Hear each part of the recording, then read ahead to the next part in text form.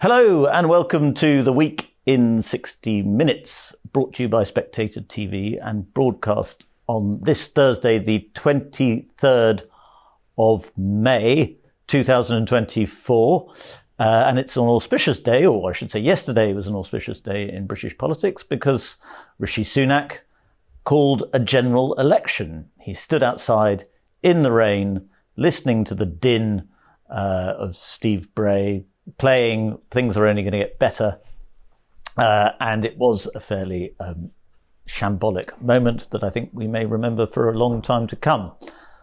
We are going to be talking about the general election in great detail with Katy Balls, who wrote an emergency cover piece for The Spectator.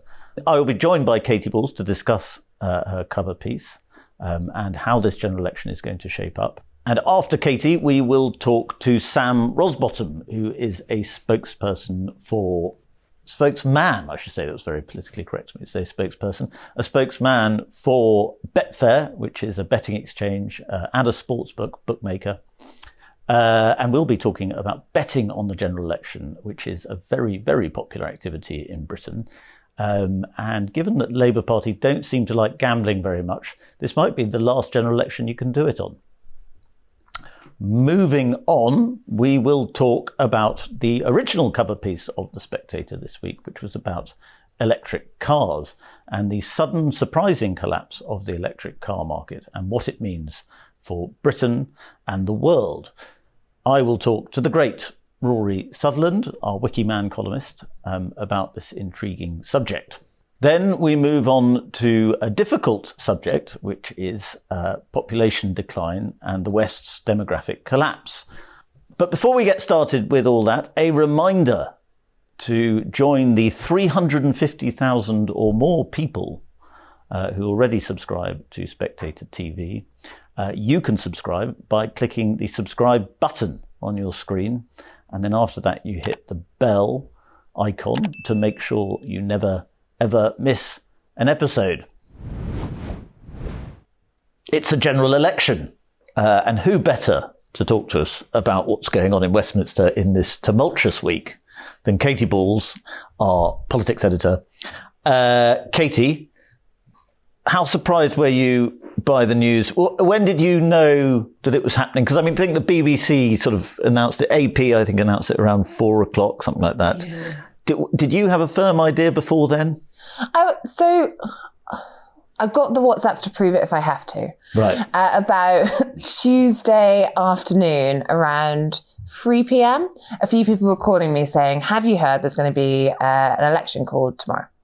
Now, there had been rumours for some time that Rishi Sunak might use the good news on inflation, which came on Wednesday morning, as a launch pad for an election. So I said, yes, I have heard, but also you call me every 2 weeks and tell me the Prime Minister's about to call an election. so there was a little bit of boy who cried wolf about it. Yeah. So then I started messaging a few people, and I found that no one in Downing Street would reply to me on the Tuesday night, which made me think perhaps it was happening. Yeah. Wednesday morning. They don't normally ghost you, is what you're saying. Few do. Yeah. Then by Wednesday morning, I got some replies, but they didn't sound like it was because of an election, so I calmed down. And then all of a sudden, it all started to pick up again. And then it got to the point where no one in Downing Street was replying, and people who were replying around 11 a.m, who I think didn't know there was an election, stopped replying around 1 p.m, and I think they did work out there was an election. Mm. And as this deafening silence went on, because in the past, often the Tories will say, these election rumours are all coming from Labour, and they're destabilising the Prime Minister, that's the aim. Whereas this time Labour politicians were confused and Tory senior figures were not replying. So I think it became quite clear by about early afternoon that something was up. And this idea that they were not saying anything to have some kind of reshuffle just didn't really add up. But what I found interesting walking around Parliament this week, ahead of that announcement, was lots of MPs, even an hour before Rishi Sunak spoke, were just in complete disbelief and saying, no, you must have got it wrong. He won't be calling an election now. That would be a disaster. Mm. And of course, he did call an election, and we've got 6 weeks to find out if it will be a disaster. Well, we will find out. It is one of the advantages a government has, is this power to call the election, to sort of fire the starting gun. Do you think they've made a mess of that advantage? Obviously, the speech itself was a disaster. Showered in rain, the music and so on, the din crowding out the noise. But some people said, the fact that his speech was actually drowned out by noise was a good thing because it was such a banal speech. And it was a banal speech. I mean, Rishi Sunak is not a great speaker. It called for a moment of charisma and he didn't deliver it. Do you think they've fired the starting gun into their own face? I think, to your point, clearly the advantage they had was to decide when to call it and then to do it on their terms. And therefore, I think there was some confusion as to how they had all that time to decide when they were going to go. And yet it looked so messy. And, it's not... There's figures, in the cabinet who thought it looked messy. There's former ministers. I spoke to one saying, I'm not particularly buzzing about this July election date.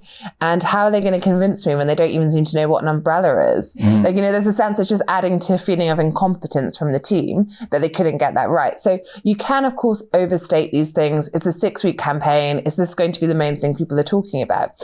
But it's a way to start on a good note. So I think the optics were bad. As for the speech itself, I think that when it comes to the Tory framing, it's going to be quite like an unexciting election argument coming from the Tories this time around, effectively saying Labour is more risky than them, talking about change. And it's almost, I think, a bit of a cool vote strategy where if you're trying to, protect losses and so forth. But yeah, I don't think it's got off to a fantastic start for Rishi Sunak, to put it mildly. I think the best news he's had is that Nigel Farage is not making a return to frontline politics. Might campaign reform, but is not standing. And I think that is probably, if we're trying to find where things might be going a bit better for them than expected, that's probably all he has right now. And you touched on it in your piece, and Rishi Sunak this morning's already talking about it. We have a plan. The Tory party has a plan. Labour has no plan. That's going to be one of their themes. It's not quite that convincing an election message, I don't think, because the Labour Party may not be prepared for government. That might be one argument, but they certainly have a plan for this election. They have done for some time. And you saw that with the rollout of this video instantly and Keir Starmer's speech. Keir Starmer's not a sexy speaker either. He's a very boring man, it seems. But they certainly have an election plan in place, don't they? Yeah, they do, because under Morgan McSweeney, Keir Starmer's key aide, they've been told that they had to plan for a May election because they were constantly told when the local elections were earlier this month was when the Tories might have a general. And it means lots of work on speeches, on messaging, on the pitch, on what's going to be in the manifesto has already happened. So while there was some light surprise of the specific day, it wasn't like there was no material for the Labour Party to go on. And I think, why has Rishi Sunak called this election? He is 20 to 25 points behind. No leader has ever called an election that far behind and won.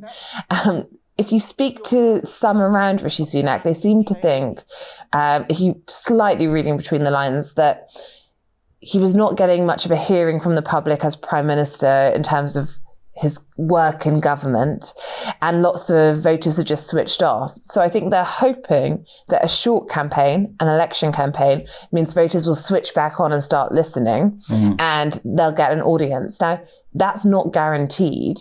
And perhaps the best the Tories can hope for at the moment is you do need a big swing for Labour to get a majority of one, bigger than the Blair swing of 1997. So I think this is about potentially trying to make it so Labour get a small majority or no majority, rather than really the sense that the Tories have a route back to power. And the only test case we've got as far as Sunak is concerned is in some sort of election situation is the leadership election against Liz Truss, where he failed. But it was, in his defence, it was often said that, if it was out to the general public, they would support Rishi Sunak over Liz Truss. But it's not quite the choice this time. Not the Tory membership. That's not the choice this time is a problem for him, isn't it? Yeah, I mean, I think one of the potential issues, but we could be about to see that they're right, is many of those around Rishi Sunak tend to adopt the view that if only the public could see them like Lacey, the Prime Minister, then he would actually do quite well. And therefore, putting him out there a lot, you're going to have, as you would with any candidate who's about 20 points behind, he will be agreeing to do lots of media, trying to challenge Keir Starmer to lots of debates. But Rishi Sunak toured the country when he went against Liz Truss. And, he did so many meetings, more than Liz Truss did. And The result was closer than some of the polls expected, but he still lost. It seems they're going for the same strategy, which is, touring the country, knocking on doors, the sense that voters will think that he's visited the area and perhaps Keir Starmer hasn't. But I think if we just look at how that worked the last time, there's reason for some scepticism this is going to be a big victory. But the line from CCHQ is that they think this is going to be closer than everyone expects. They think that the general intention polling is wrong in lots of these areas, and they think the local election results and the national vote share there pointed to this. It will be 6 weeks' time until we find out who is right.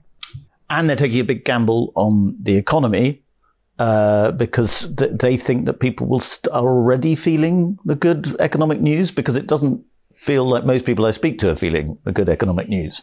Yeah, I think it's not necessarily that they feel as though people are feeling it.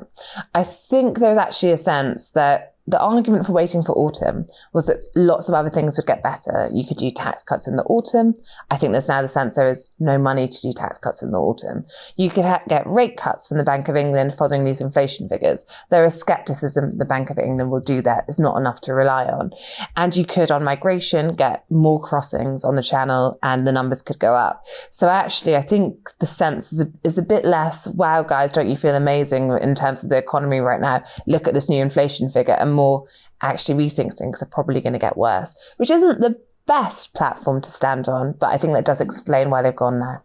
And the other explanation as to why they went now, because most people seem to be pretty baffled by it, is reform.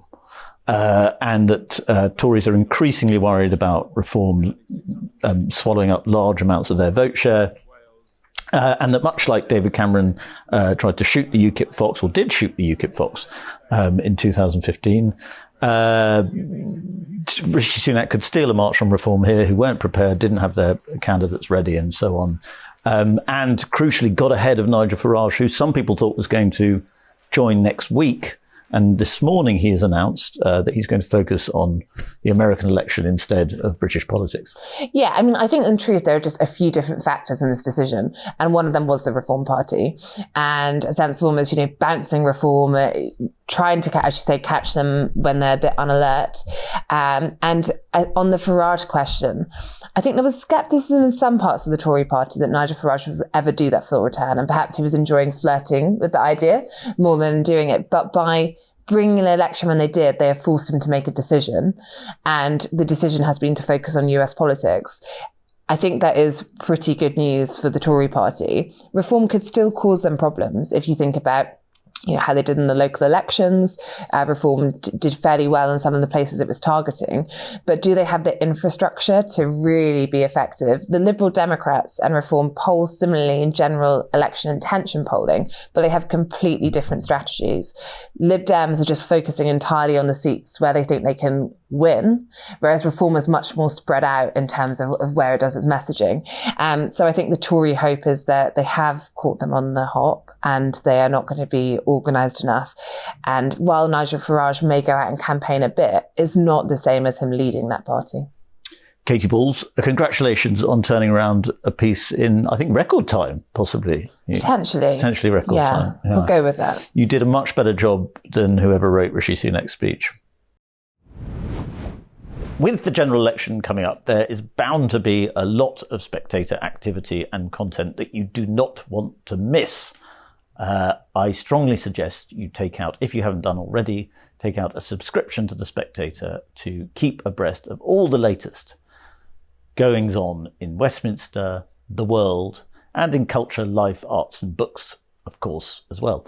To take advantage of a very interesting new subscription offer, I suggest you get our new 12-week subscription for just £12 offer. This includes a free £20 John Lewis or Waitrose voucher. And if you want to take advantage of that, go to spectator.co.uk/TV offer. Now, whatever happens in the general election, the odds are that you are going to be very heavily taxed. And therefore, many Britons are thinking about how they can make a little money out of the general election. I am delighted to be joined by Sam Rosbottom, who is a spokesman for Betfair, the bookmaker and the betting exchange. and we're going to talk about gambling on this election. Sam, since the general election's been announced, it was announced yesterday afternoon, about 5 o'clock, just after 5. Give us an idea of what happened in the betting markets. Well, as you can imagine, when there's any sort of speculation down at Westminster, the political markets on the Betfair exchange go into overdrive. And in the last 24 hours, it's understandable that they've been completely red hot. I can actually tell you that in the last 24 hours, £1.35 million has been wagered on the UK political markets on the exchange. A lot of that going in favour for Labour. The punters were really on it yesterday, to be completely honest with you. We were watching the markets in the office and we were watching our which month will the election take place markets, and all of a sudden July races into odds on at 9:30. So immediately then it's battle stations, something's going on in Westminster, and since then the markets on overall majority, most seats have been absolutely red hot. And give us, I want to get onto this exciting board in a moment, but give us an idea of political betting in the UK, because it is a growth area, but it's still overall, I mean, you say 1.3 million, that's probably what you do on a sort of fairly standard horse race, isn't it, on the exchange? What we're seeing is political betting is incredibly popular. Back in 2019, around £50 million was wagered on the general election back then. 4 years ago, the US election became the world's biggest single betting event. £1.7 billion was traded on that market, on the outcome of who will be the next president. So while the UK politics is big, US is a different beast altogether, but we've got 6 weeks to go until the country goes to the polls. So far on our UK general election markets, £9.5 million has been wagered. I mentioned back in 2019, that figure went up to 50 million. We're anticipating that, this time round it's going to be as popular, if not even more popular. Okay, well, let's have a look at this board then. Give us a rundown of what it's telling us. So, looking at one of our more popular markets, the overall majority market, Labour are incredibly short at 2 to 9. In the past 24 hours, we've taken around £200,000 on that outcome alone.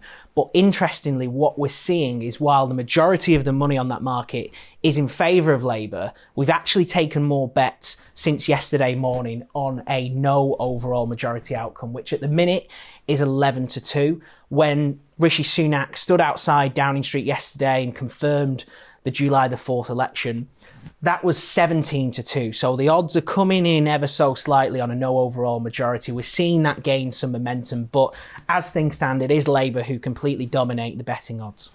Can you tell us what happened while the speech was going on? Because it was obviously a disastrous speech in terms of optics and so on. Rishi Sunak being rained upon, the din from Steve Bray's blaring out D-Ream. Did you see a drift away from the Tories? Did people think, look at this is hopeless? To be completely honest with you,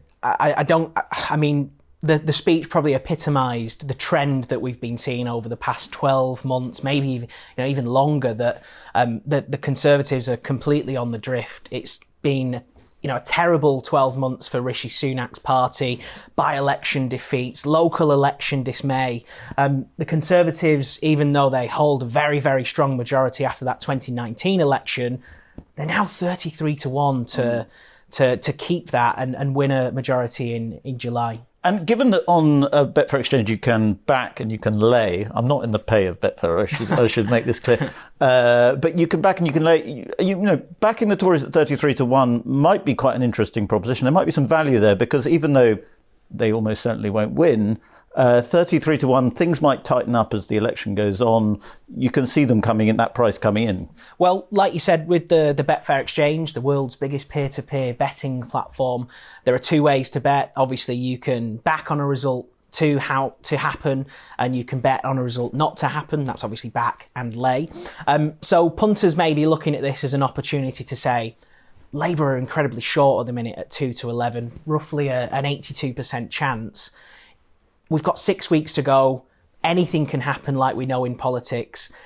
Could the value be elsewhere? That's where some shrewd punters may be looking to lay Labour. However, like I said, we are seeing small momentum gather for no overall majority, but The Conservative price for a majority has been sort of fluctuating between around 20 to 1 and 40 to 1. But at the minute, they're in there at 33 to 1. Looking at the most seats market as well, one of our more popular markets available. Yes, this is down here on your board, isn't it? This is a different market we've got, actually. Okay.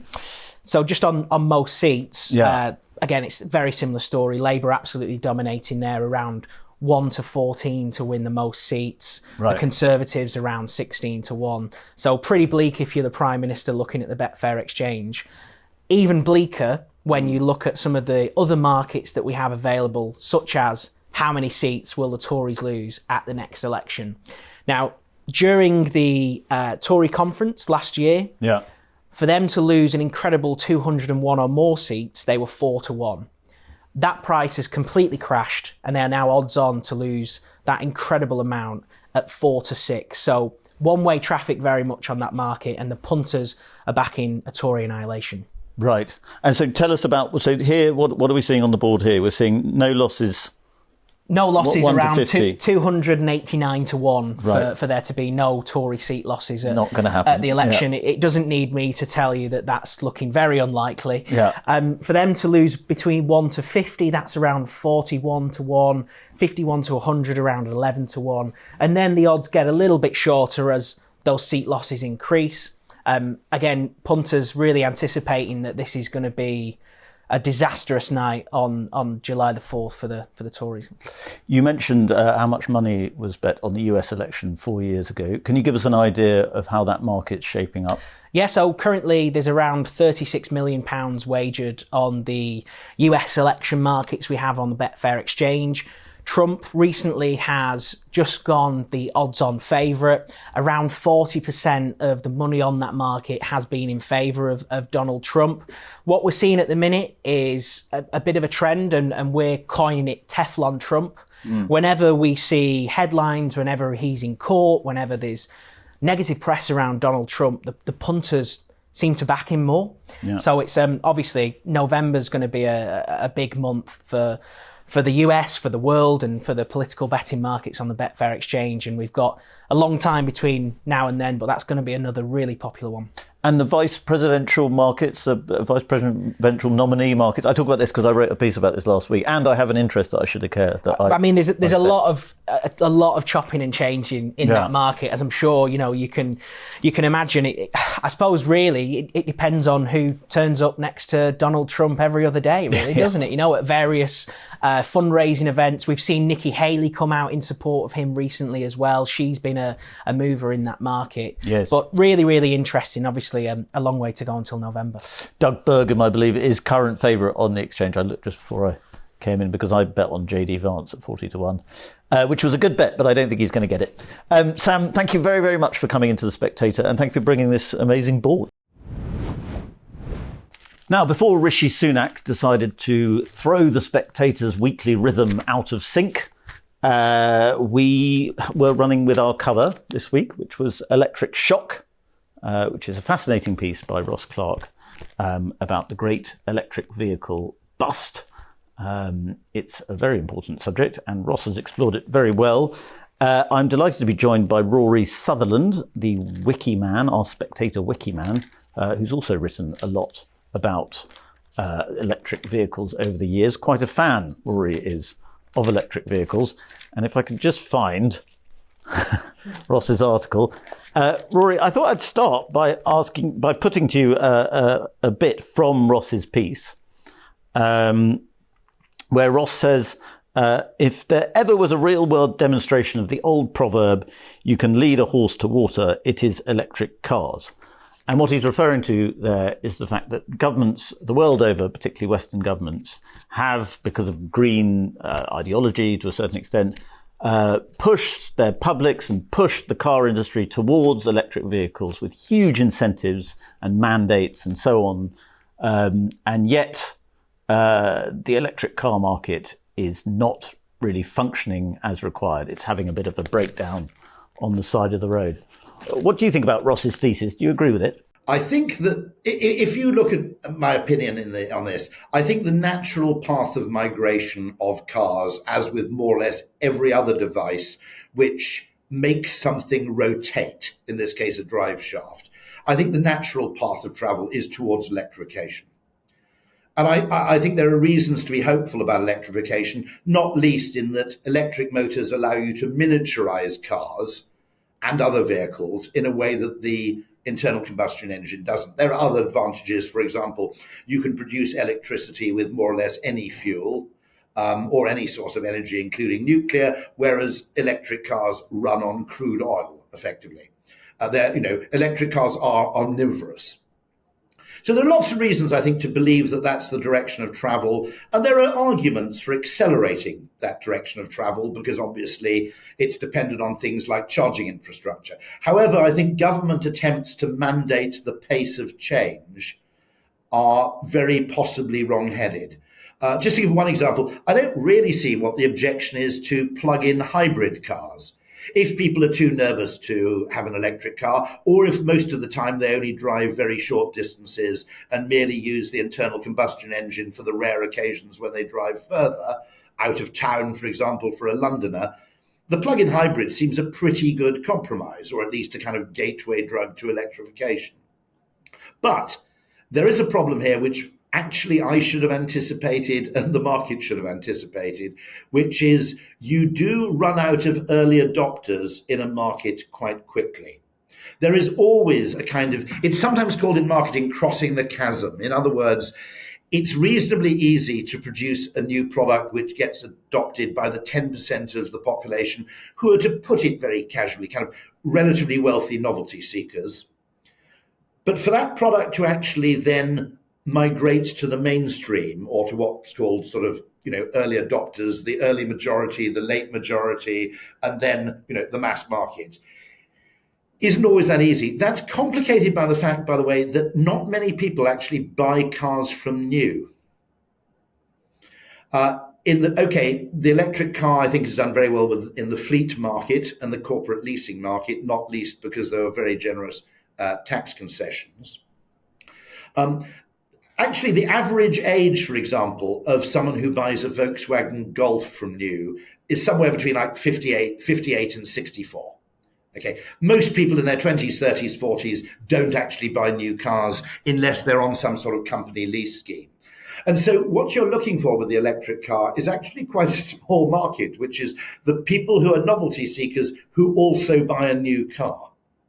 Now, you could argue that the fall off in demand is going to be the solution to its own problem, in that if second-hand prices of electric cars fall fairly dramatically, as seems to be the case, well, you are at least solving the problem of affordability. But there are some worries there. I think Ross is right to worry about the Chinese who made this mistake, massively overproduced electric cars, and are now effectively going to be dumping them on, either the European or the American market. Yes. That's kind of an unfair threat to the indigenous car industry, I think. And it is, in some ways, for consumers, you might argue it's a bit of a bonanza, at least to those consumers who are adventurous enough to actually go electric. But this probably isn't ideal, I have to say.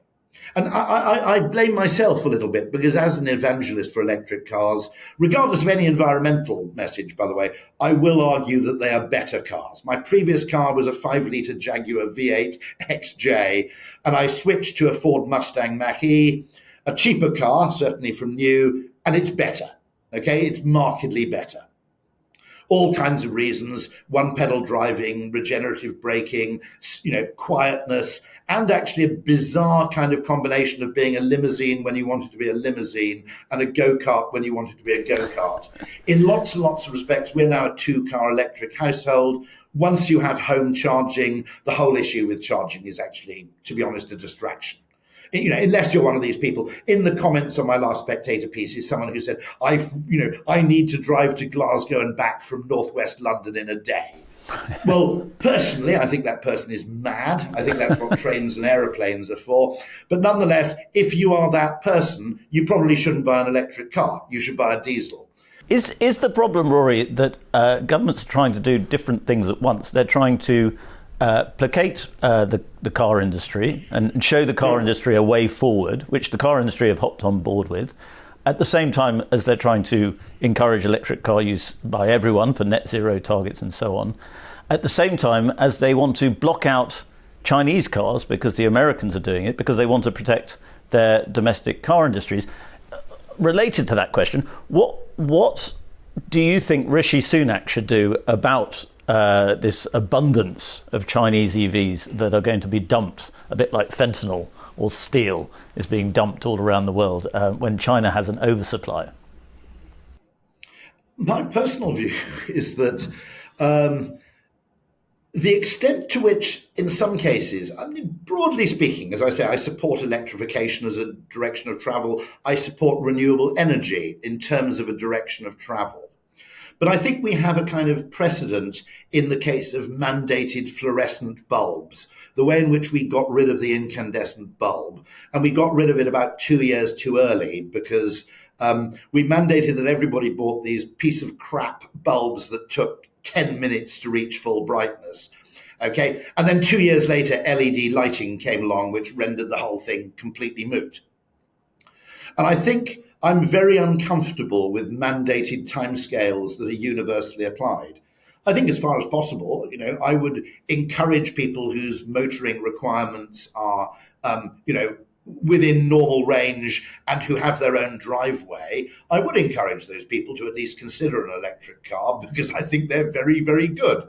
I mean, looked at from the point of view of an alien, the internal combustion engine is an insanely complicated mechanism for simply rotating a shaft. Okay, all those parts, the air filter, the oil filter, the tappets, the big end, the cylinders, the gearbox, okay, all of those things are eliminated in an electric car. It's electricity in, rotation out.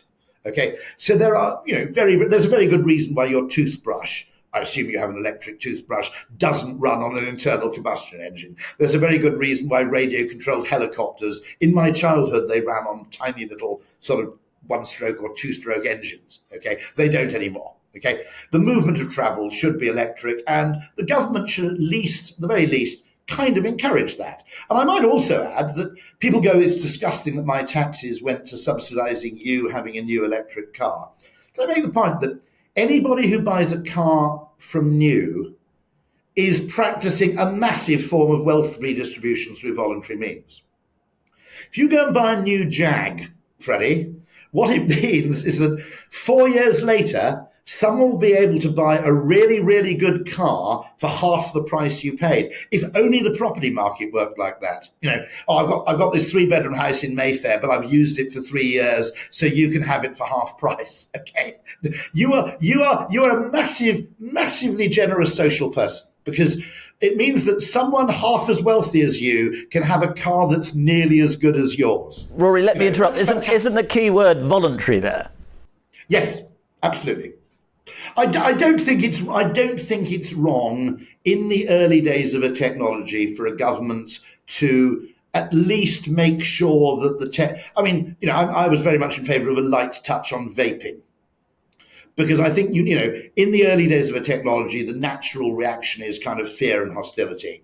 It's worth noting, by the way, I'm old enough to remember in 1989, I used a mobile phone on Oxford Street and 2 people shouted abuse at me from passing cars.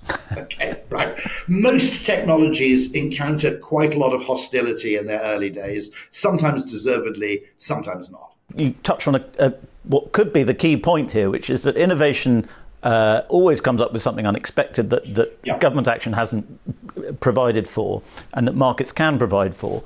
And that might be, in the case of cars, self-driving cars, which might come along just at the moment as the EV market is ready to go. And in fact, will replace it entirely. Or actually, mini cars, somewhere between the electric cargo bike and the car. There is the opportunity for an electric car which people use for short range journeys.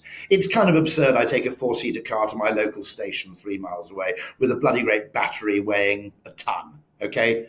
To be honest, for that journey, what I need is some sort of micro vehicle.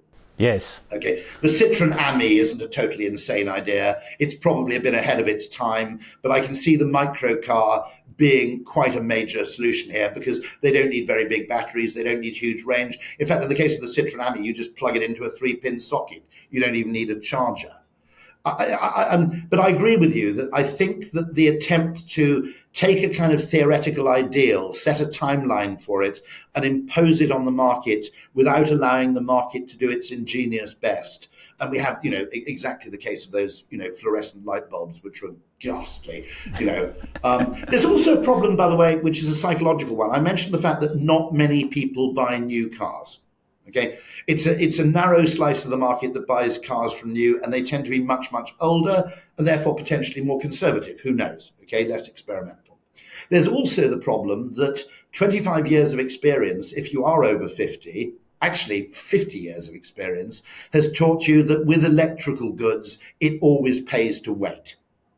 Okay, the people who bought the first flat screen televisions paid an insane premium for a not particularly good plasma screen. LCD came along, changes the game. I think there's potential for a similar game-changing invention in electric locomotion, to be honest. But you're right in the sense that a lot of people have this instinctive feeling if it's got a plug of some kind, okay, and it's relatively new, the trick is to wait 5 years. Until the problems have been ironed out or human ingenuity has had the opportunity to do its best. Well, and a problem that a lot of people want to get ironed out is batteries, which, as Ross says towards the end of his piece, they're all. China seems to have cornered the market to a large extent. British attempts to develop our own battery market have been pretty unsuccessful for electric cars, and until this gets ironed out or becomes a more competitive market by itself, the EV market is going to struggle. The bigger EV market is going to struggle. Yes, I mean, again, one of the things I think that's often true in terms of migrating people, there's a concept in design called MAYA, which is maximally advanced yet acceptable. And it comes from Raymond Loewy, the designer, who said that it's your job to produce something that's notably better than what preceded it, but not so weirdly different that people find it unrecognizable or alarming or simply can't make sense of it. I don't understand the antipathy to plug-in hybrids, which seem to me a pretty good compromise. Okay, most of your journeys, if you do plug them in, are going to be electric with all the benefits that brings. One thing with my electric car, I very rarely use the brakes at all. Okay, I took my car in for a service and they said the brakes are fine and the tires are fine. I said, what about all the other stuff? They said, there isn't any other stuff. Okay, there are huge advantages to this.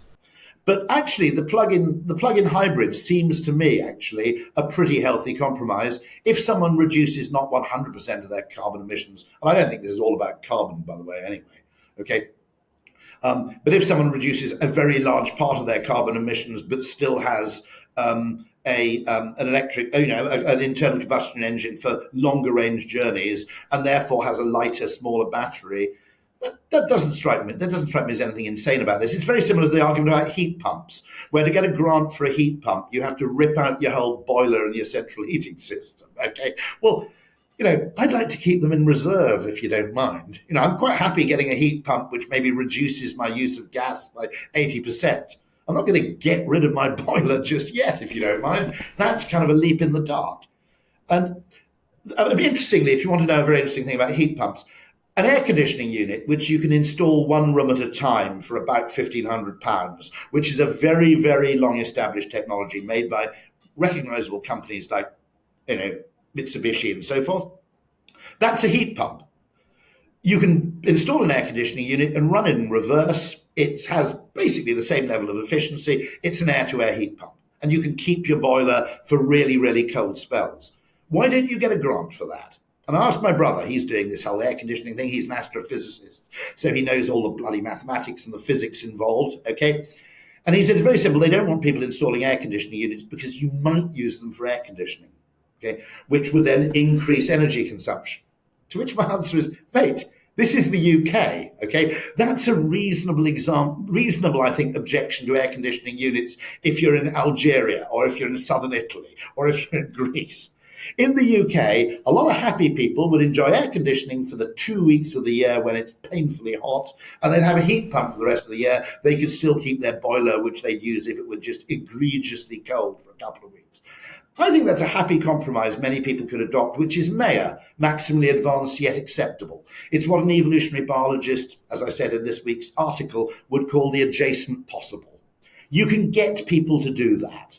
The number of people who'll spend £40,000 in one go, ripping out their boiler and their radiators, digging up their lawn to install piping, the number of people who'll do that rather than, say, having a holiday in the Maldives with the available money is very, very small, and they're probably enormously rich to begin with. So why the hell are we subsidising them?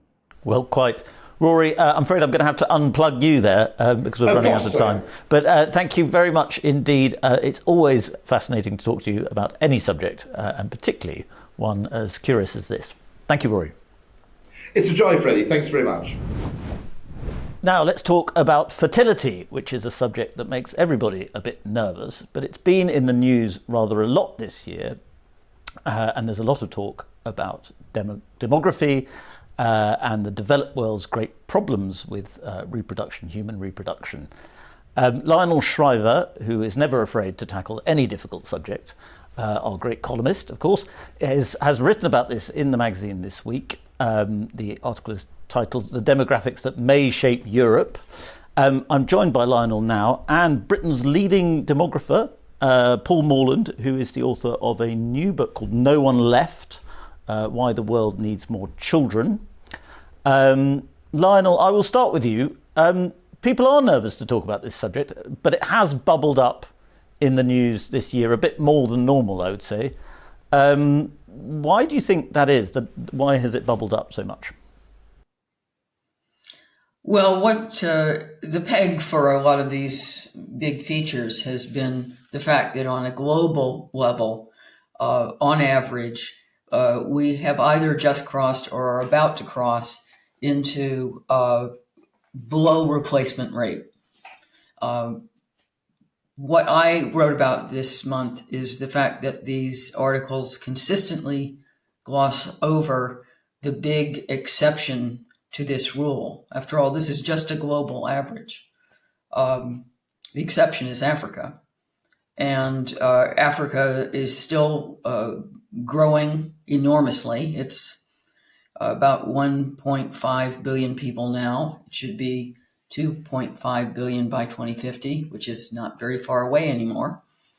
And by 2100 is expected to be nearly 4 billion people. And it could be even higher. So I'm looking at when we don't do the global average anymore, and we're looking at how different parts of the world are reproducing or failing to.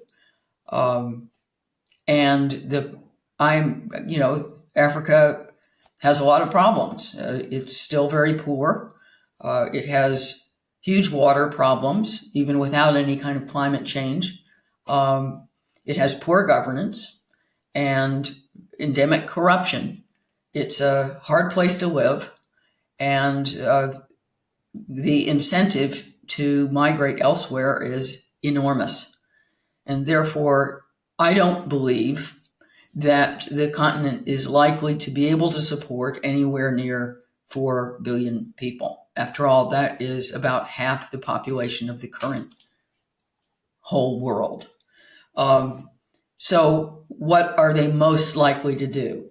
I would say go nearby. That's Europe. And, we're not talking about it. This is not widely known or widely acknowledged. And it is politically awkward. It is necessarily already politically fraught because of the racial element. So that's one reason we're not talking about it. And that's why, the column is a little bit dangerous. Paul, could you possibly shed some light for us on why it is that sub-Saharan Africa is still relatively it's booming as a population, whereas Europe in particular is in decline? I think the usual argument is it's to do with the infant mortality. There's been a dip in infant mortality in Africa, and this often means a boom. a population boom, does it not? Well, I often talk about pre-modern, modern and post-modern demography. So pre-modern was the world that everyone lived in before about 1800. The world Malthus described and thought was perennial, breeding like flies, dying like rabbits, and a relatively low population. It took 2 millennia for the population of the world to grow from about 250 million in the time of Julius Caesar to about 1 billion in the time of Queen Victoria. So that's a very long time to quadruple. And if people have 6 children on average per couple, they'd have got there in 75 years or so, not in 2000. So in a pre-modern demography, there's a lot of winnowing going on, high birth rate, very high death rate. Africa is now going through the process of modern demography, that process which most of us have been through already, where mortality rates tumble, particularly infant mortality rates. It's not that African families are getting bigger, they've always been big, but sadly, many children have died before reaching reproductive age. That's changing. Still high infant mortality in Africa, but tumbling just about everywhere. And that means massive population growth, even if tomorrow Africans adopted small family sizes. And then when you're in postmodern demography, it's not where we are, and most of the world is now, it's not about that process anymore. It's not about economic progress. We're all kind of through that. And the question is, what are our fertility choices? And I suppose the one thing missing from what Lionel's already said is that in Europe and much of East Asia, Latin America, more and more of the world, even quite poor parts of the world, people are choosing to have very small families. So the concomitant of this potential massive movement out of Africa into Europe is the fact that for a couple of generations, Europeans have not been replacing themselves, which for sure Europeans and East Asians at their level of development are not going to be having 6 or 7 children each. But with very low infant mortality in the developed world, if we had 2 or 3, we'd been absolutely fine. But of course, we're not having that number. The number is falling. And we're really feeling now the effects of a lack of people coming into the labour force. The way it's happened in the States, for example, we've let in huge numbers of low-skilled immigrants, undereducated. Now, they are working in the pork processing plants in Iowa. And similar, often rather arduous and unpleasant jobs. But, and that's a boon for the pork processing company. But it's not necessarily a boon for the larger society. Your pork chops are a little bit cheaper. But in the big picture, the taxpayer is out of luck because the taxpayer will be subsidizing that person's health care and education and often even subsidizing wages with supplementary tax. It's called tax supplement, but it isn't. They're not really paying taxes and they're not really covering their costs. So what we're doing is supplementing the industry. And I'm afraid that the kind of immigration that is going to be pressing on Europe's borders is going to be of the same sort. There are going to be certain industries that say, look, we need people to clean our hotel rooms. Yes. But it would be better socially on an economic level to start paying a great deal more for cleaning hotel rooms and then entice your local population to do those jobs. And that way the taxpayer doesn't subsidize the hotel. And at a macro level, of course, it means you do get a larger GDP, but not a larger per capita GDP, which is what we've seen in the UK. It also means that there is a disincentive to invest in labour replacing technology because labour is perennially cheap when you can just turn on the tap. And I would add this, earlier this week, I was talking to a SPAD, a political advisor for a cabinet minister, who was confirming what I've always understood is the case, that although there's a huge pressure from the electorate to reduce the inflow of immigration, politicians, senior politicians, are under huge pressure from business to keep the tap flowing. And as Lionel has said, that may be in the interests of the individual businesses and their P&Ls, but it's not necessarily positive from a general social perspective or a national economic perspective. That's a fascinating point. your book your new book is saying, or your latest book, I should say, is saying that the world needs more children, and it seems as though this year quite a few people are coming round to this argument. But the big question is, how do we go about achieving this? And obviously there are natalist policies that various countries have tried.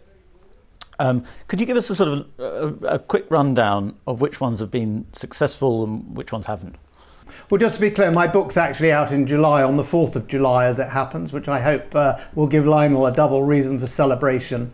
And the penultimate chapter is what government can do for us, and the last chapter is what can we do for ourselves. So on the government chapter, I look at the various policies that have been tried over time. Classically, Hungary at the moment, for example, offers home loans, which get written off if you have 3 children or more, subsidised childcare. All these sorts of things seem to have only a marginal benefit, and Hungary's got its fertility rate up, but not significantly more than those of surrounding countries, and it's still way, way too low.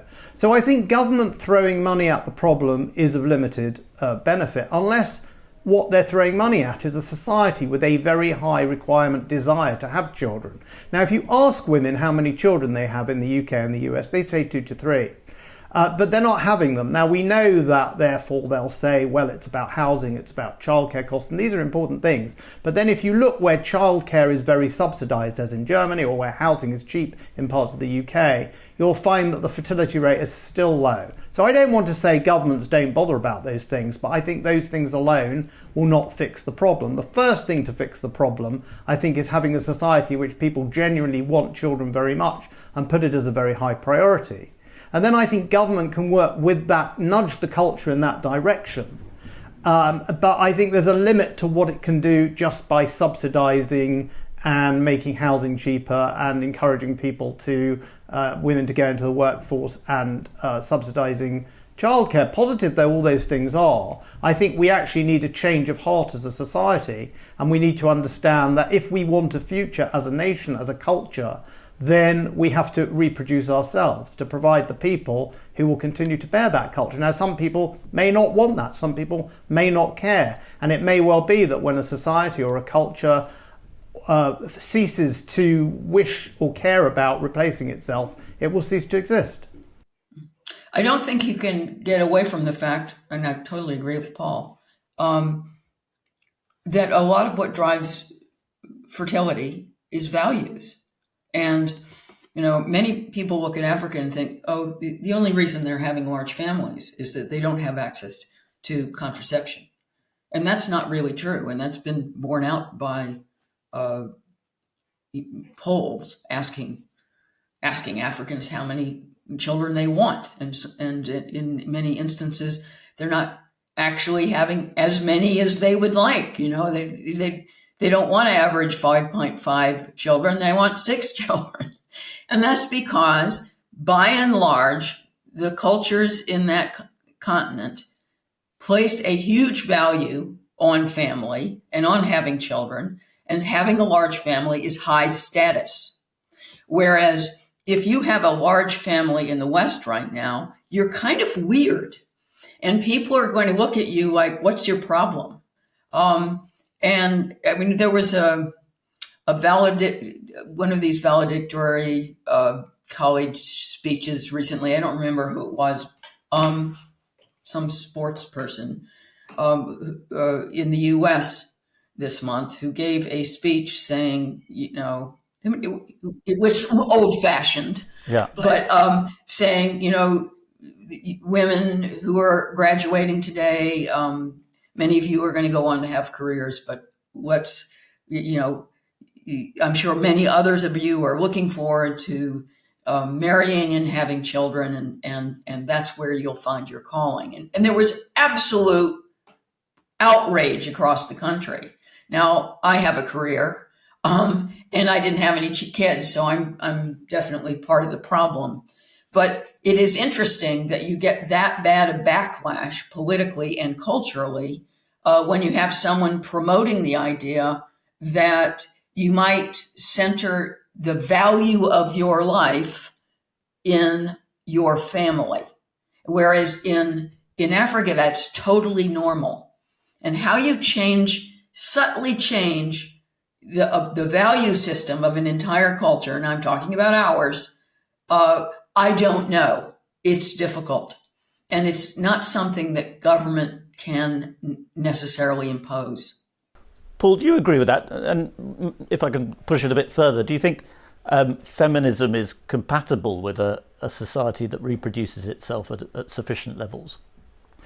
Well, let me start about agreeing with Lionel. I want to make a point on race, actually, because if we'd been having this conversation 30 or 40 years ago, people would say, oh, that's just white people worrying about not enough white people. This is not a white issue. If you go to large parts of South America, if you go to Jamaica, for example, never mind China, Korea, this is becoming a human issue. All these places have way below replacement level fertility rates, even, as I said, some quite poor places like Jamaica, like Thailand. So let's get away from the taboo about it really being about race. We know the Japanese are worrying about it in terms of civilizational collapse, as their prime minister said. We know the Tunisians are worrying about it, and the president of Tunisia has talked about the country being overwhelmed. So this is not any longer a white issue. So I think that should allow us to talk about it more freely, given the taboos that exist in the world today. Now, in terms of feminism, I don't want to roll the world back to 1950 or Britain back to 1950. I am the husband of a very successful, hard-working woman. I have 2 daughters and a son, and both my daughters are pursuing their careers, as well as having had their first children before the age of 30. We're not going back to 1957. So the question then is, and this is one of the chapters in my book, how do we reconcile the kind of feminism that says women need to participate in the workforce, we need them at every level in society, and they need to get educations just as much as men, and then to use those educations in ways as men do to earn their livings, to express themselves, to pursue careers. These are givens. And where in more patriarchal societies like Greece or Japan, where women are not given the opportunity to combine career and family, where you could say feminism has not advanced much, the fertility rate is not very high. It's been traditionally higher in more progressive societies like Sweden or ours or France's. So what we have to do is not go back to 1957, but go forward, as it were, to 2027 and say, how can we imagine a feminism, by which I mean a world in which women are given all the opportunities that men have, and we need them as much as we need men. And at the same time, we work policy and society around the fact that women are going to have children and that they and their partners are going to need to look after their children. We need to go forward rather than backwards in terms of feminism and create a society which is compliant with feminism and gives women opportunities, but at the same time is able to combine that with a fertility rate of 2 to 3 children per woman. And I don't think that should be impossible. As I understand it, the real problem in the West is not so much that women just don't want children anymore. It's that they're putting childbearing off. The chances of your having any children are only about 50% once you've crossed the age of 30. And if you poll women, they're not having as many children as they actually want. And maybe most of all, we need to get across the message that if you do want to have a family, don't put it off. And, you know, that means slightly reorganizing how women pursue their careers. There's no real getting away from the fact that having children, it interferes with your career. I mean, it takes time. You're going to take time off. Your employer's not going to like it.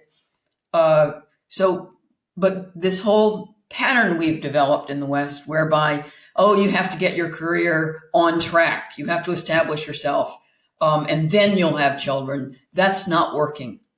Mm. Finally, Paul, I just wanted to ask you quickly, sperm counts. We read a lot about declining sperm counts. Is a lot of this sort of media tittle-tattle, fear-mongering, or is that a significant problem that means that even if we do create a society that is pro-natalist, that's pro lots of people having lots of children, we might not be able to do it? I think the best analogy would be that we're in a ship which has got a hole and it's sinking. And it happens to be heading for an iceberg, or maybe not heading for an iceberg. That's a scientific discussion about sperm count, which I'm not really qualified to comment on. There does seem to be an issue. But as things stand at the moment, we haven't hit the iceberg. Sperm counts are high enough that the vast majority of people in the right conditions at an appropriate age can conceive. So that may be a problem down the road, but sperm count is not today the reason why in Korea, for example, they're having 2/3 of a child per woman. That means every cohort is 1/3 of the size of the last. So we're already taking in vast amounts of water, as it were. We're sinking, and we're standing on the deck debating whether there's an iceberg ahead. Yeah. Well, on that note, we will end it there. But Lionel and Paul, thank you very much for coming on Spectator TV. Thank you. Thank you. That's it for The Spectator this week. I do hope you enjoyed the show. Don't forget to subscribe to The Spectator's YouTube channel. Do that by clicking that subscribe button right now, and then the bell icon to make sure you don't miss an episode ever. Also, take out a subscription to The Spectator, our print and digital products. You can do that by going to spectator.co.uk/TV offer, where you will also get a £20 John Lewis or Waitrose voucher on top of a Spectator subscription for £12 for 12 weeks. It's a great deal. Take advantage of it. Come back next week. Thank you very much.